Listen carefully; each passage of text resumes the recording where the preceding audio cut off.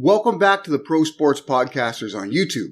My name's Colbert Grand, and today I want to take a look at what happened Thursday night, week 3, to affect the NFL All-Day Challenge playbook going forward, not only this week, but looking at the ramifications in the future, and what it means to collectors on NFL All-Day. And the key thing here is that in the Thursday night challenge, right, the first challenge of the week, we had a rare enter the equation. Cameron Hayward entered the equation. And what that does is, first off, it makes it harder for people to complete the challenge because, of course, rares are going to cost more. Secondly, it limits the number of people that can complete that challenge because there's only X number of Cameron Hayward. I think he's minted to $6.99 or something like that. And then thirdly, it really affects what happens for the rest of the weekend because people who have now missed out on the Thursday night challenge may be second guessing whether or not they want to go after, say, the Sunday slate challenge or the Sunday night challenge. It makes each decision a little harder when you miss the first one. So first off, let's look at what does it mean when a rare hits in a challenge? So first off, you're going to hear a lot of people talk about bottlenecks. This is a term that was kind of coined during the NBA Top Shot days where a specific moment of a specific player or what have you is required to complete a challenge, and it's the most difficult one of those moments to attain. In this case, Cameron Hayward was the bottleneck. But unlike NBA Top Shot, a bottleneck affects one challenge. In NFL All Day, it effectively affects all of the challenges for that week in the playbook because every challenge you miss puts you one step further away from potentially getting max packs. And a lot of people, it's max packs or nothing. That's the attitude they have. It's not my attitude. I'm okay with reward pack 4, maybe even reward pack 3 if I think the commons are worth it that are being listed as possible targets. But reward pack 4 is generally my cutoff. And for others, it's reward pack 5. So each time you miss a challenge, you're that much further away. So anybody who did not complete Thursday night's challenge has to complete the rest if they want to get to reward pack 5. And there are things I'm going to mention later in this video, I think, that can maybe the NFL All-Day team can implement later on to alleviate situations like this. But here's the worst case scenario. And worst case scenario is the Sunday slate challenge requires one or more rares to complete. That's the worst case scenario. Because if that happens, and you have even more people saying, well, you know what, I'm totally out then, I'm done.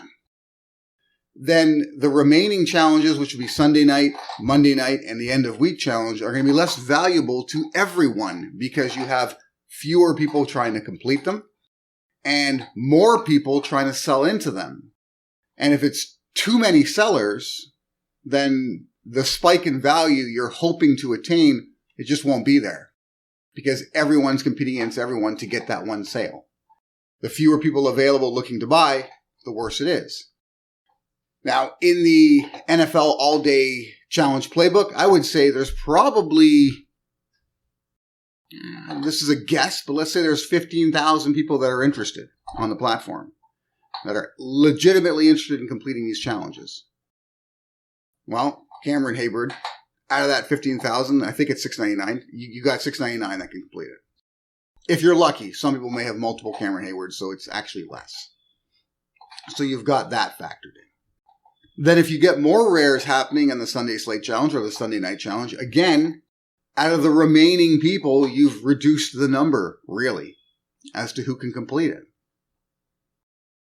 This isn't good for anyone, right? It's not good for the collectors in general because, like I said, you got to pay up to complete, and you're probably not going to recoup any of that by selling because there's so few people buying.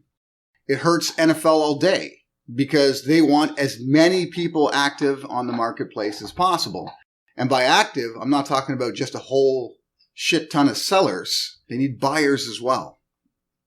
And the buyers just won't be there if that's the situation. So it hurts everyone, right? Both sides of the fence are equally affected when this happens. So what's the solution? You can specifically set up challenges that will not include rares, but that's not that much fun. That rare element needs to be there. That randomness needs to be there. What I think they should do is give a rare option to challenges. Now, I've talked about this with a number of collectors, whether it be on my Discord, and if you haven't joined the Discord yet, I'll leave a link in the description. It's one of the most entertaining places to be as far as NFL All Day goes. We do a lot of chatting there about a number of subjects, including this one.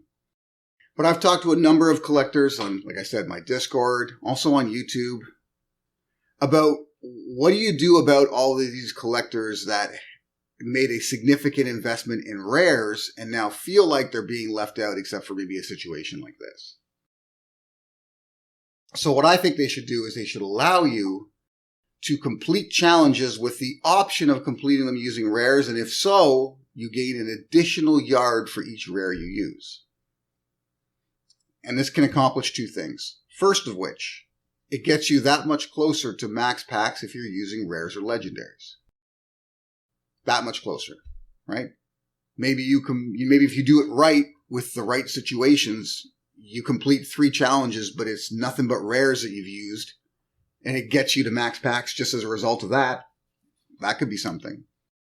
But I think what's more enticing is you create one more pack, one more reward pack, whether you want to call it pack 6 or the exclusive pack or whatever you want to call it.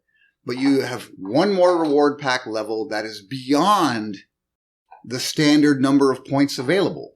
So as they've done it in week 1 and week 2, you've got 115 points available to you. You only need 100, which generally means you can miss one challenge and you still have a good chance of making the max packs. Why not have something at, say, the 135, 140 point level, where you only have 115 points available to you, but for each rare you use to complete certain challenges, you get an additional point. So if you were to say put it at the 135 level, you would need to use 20 rares amongst the 5 challenges in order to reach it. And if you do, you maybe get the equivalent of a reward pack 5, but with a better shot at a legendary maybe. Or it's the same shot at a legendary, only it includes, let's say, 1 additional guaranteed rare. Something like that. And that would give not only the collectors who have put a lot of money into rares some value back, and it would also retain the value of those rares, because rares have been plummeting on the marketplace as a result of the way the challenge playbook has been set up. But it would also give the other collectors an option.